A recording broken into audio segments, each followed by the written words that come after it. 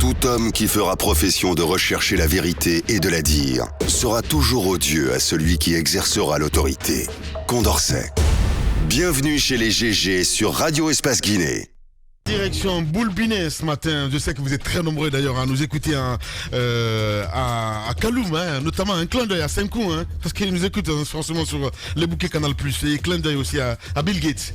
Allez, on a écouté Boubakri, mon cher Moussa Moïsi là. Oui, je pense qu'il a été assez clair. Moi, je comprends que il n'y a pas eu que de la passion liée au football dans le calcul qui a été effectué par ces médias. Quand vous lisez entre les lignes, vous comprendrez que le poids du fondateur a beaucoup pesé. Et le fondateur, c'est quelqu'un qui marche un peu, quelquefois, sur des œufs. C'est-à-dire qu'il faut qu'il ménage un peu le chou, la carotte, qu'il fasse attention pour ne pas vexer telle personne ou une autre personne. Donc, du coup, vous vous rendez compte qu'il a calculé au-delà de la RTG, il a vu l'État guinéen, il a vu le pouvoir public, il a vu le pouvoir central, il n'a pas voulu s'engager dans une telle compétition. Alors que si ce n'était resté que dans le domaine du football, de la passion liée au Curon, je pense que Six Médias serait parti et aurait eu toutes les chances de son côté pour remporter, pour avoir ce fameux sésame. Mais ça n'a pas été fait ainsi et c'est très dommage. Rien n'est perdu de toute façon. Non, je sais, mais l'image... Maintenant, il faut voir avec la RTG, évidemment, pour les portions, comment ils vont vendre, comment elle va vendre plutôt. Le deuxième point de mon raisonnement, c'est que c'est pas du tout une victoire. Du tout. Pour la RTG aussi. Du tout. Parce que ça a coûté ce montant. Ça a coûté ce montant et on aurait pu avoir, quand vous écoutez très bien Aboubakri, on aurait pu avoir ce sésame-là à un prix plus bas. Si les négociations avaient été portées par une ou deux télévisions, je pense à part 2 ou 3 télévisions, ça aurait pu amener une sorte de lobbying et au rabais du prix. Mais bon, on a voulu s'arracher ce ticket à 1,500 ou 1,700. 1,700. Maintenant, il va falloir rentabiliser tout cela. Et comment justement? C'est l'autre question qui passe. Espace TV va acheter. Allez, comment on a la RTG est-elle capable de rentabiliser 1,7 million? Là, ils n'ont pas d'obligation. C'est le média de service public. Ils n'ont pas d'obligation de retour sur l'investissement. Bien. C'est grave. Qu'est-ce dit Amara Somparé? Les grandes gueules. Bonjour, monsieur le ministre. Bonjour Abaka. Bienvenue dans notre émission. Alors, il y a un flou artistique autour de 200 000 euros. On nous dit que l'appel d'offres à la base de l'UAR, en tout cas de la CAF, c'était 1 500 000 euros. Et qu'à la fin, on se serait retrouvé avec 1 700 000 euros. Dites-nous d'abord, pour commencer, que ce n'est pas vrai. Oui, mais c'est tout à fait fallacieux. Il n'y a aucune confusion ou aucun flou artistique qui est entretenu autour de ce chiffre. Le montant que la Guinée va devoir payer dans le cadre de l'acquisition de ses droits, qui, je le précise, ne concerne pas uniquement la CAN, mais concerne toutes les compétitions organisées par la CAF jusqu'en 2021, notamment 2 saisons de Ligue des Champions et 2 saisons de Coupe des Confédérations. Il avoisine les 1 700 000 euros.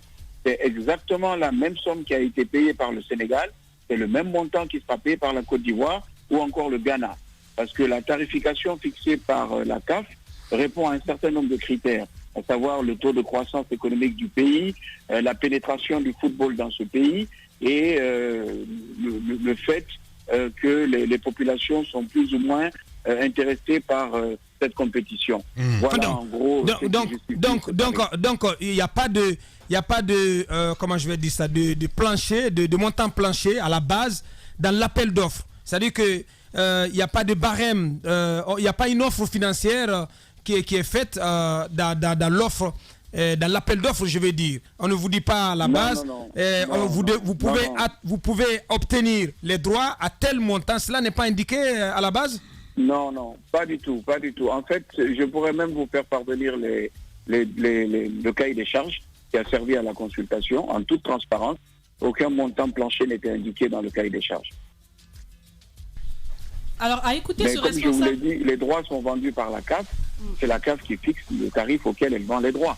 Et le prix que la Guinée va payer est identique à celui de la Côte d'Ivoire, du Sénégal, du Ghana, et d'autres pays ont même payé légèrement plus. Parce qu'il y a, je crois, au Nigeria ou au Cameroun, où il y a une forte compétition médiatique, il y a 50 000 ou 100 000 euros de plus qui risquent d'être payés par une des télés qui va retransmettre les images. Je n'ai pas encore la dernière information, mais je crois que ça va se jouer légèrement au-dessus d'1 700 000. D'accord. Alors, à écouter ce responsable de 6 médias, le scénario d'une collaboration aurait été possible et ça aurait peut-être économiquement fait que vous ne payez pas tout ce que vous avez à payer aujourd'hui. Qu'est-ce qui a fait que vous avez décidé d'aller seul? Nous n'avons pas décidé d'aller seul. Je vous répète encore une fois que les règles du jeu sont fixées par la CAF. Dans les conditions de soumission que la CAF a indiquées, il était précisé de manière très claire que l'obtention des droits était exclusive. À partir de l'instant où la CAF a précisé que l'obtention des droits est exclusive, il est difficile d'avoir un partenariat avec une autre chaîne de télé, celle spécialisée dans le sport. Sinon, comme je l'ai indiqué dans mon intervention, la RTG n'est pas du tout fermée à collaborer avec les télévisions guinéennes. J'ai même fait une requête spéciale auprès de l'UAR parce que le paysage audiovisuel guinéen étant assez spécifique, j'ai demandé à l'UAR d'intervenir auprès de la CAF pour qu'en cas d'accord en Guinée entre la RTG et les autres chaînes de télé, que la CAF puisse entériner cet accord. Chose qui a été transmise. Amara, donc, nous sommes complètement ouverts à des discussions avec les chaînes de télé privées en Guinée. Allez-y, Roby, dernière question. Monsieur le ministre, peut-être pas à votre temps, mais on est un peu habitué à être lâché en cours de route par la RTG. Aujourd'hui, quelles sont les garanties que vous nous fournissez que le service sera bien rendu? Mais c'est pas le ministre de la RTG payé. Ah, mais c'est le ministre de la RTG, c'est le ministre de l'information. C'est pas le ministre de la RTG.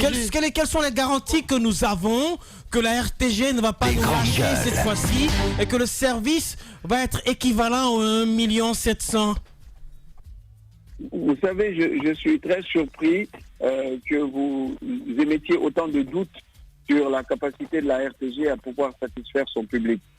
D'abord, il faudrait Monsieur le ministre, vous ne devez pas être surpris. Nous sommes habitués. Ce sont des faits que nous rapportons. C'est pas que nous émettons des doutes, c'est que nous sommes dans l'habitude. Voilà. Bon, Monsieur Robert, depuis que je suis arrivé à la tête de ce département, je pense que vous avez constaté de nombreuses transformations à la RTG et dans d'autres secteurs que j'ai l'honneur de diriger.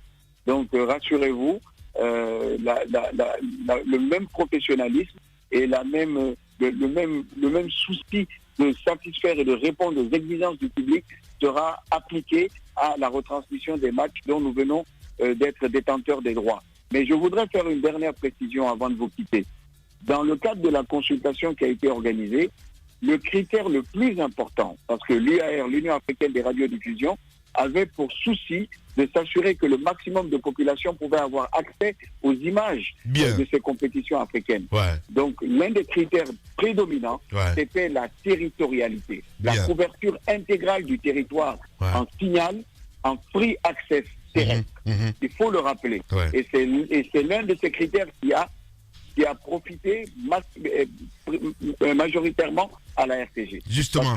Parce que la RTG est la seule télé guinéenne qui couvre l'entièreté du territoire et en free access terrestre. Mais non, Amara, c'est pas possible, c'est pas vrai. Voilà. Mais non, c'est pas vrai. Parce que vous êtes sur Canal Plus quand même. Pour tout le territoire. Mais non, vous n'êtes pas sur Freetware. Je vais dire, vous êtes que sur Canal Plus. Vous êtes sur quel bouquet à part Canal Plus? Non, pas du tout. Vous êtes sur quel satellite? Oh là là. Amara, vous êtes sur quel satellite à part le bouquet Canal Plus? Nous ne sommes pas uniquement sur le satellite. Vous êtes sur quel bouquet à part Canal Plus?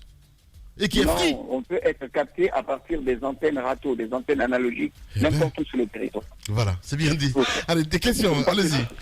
Alors, derrière ce calcul, monsieur le ministre, à la suite de la question posée par monsieur Robert, est-ce que derrière cette soumission, vous vous êtes dit, tenez, on peut rentabiliser ou tenter de rentabiliser derrière ces 1 million, ce 1 700 000 euros?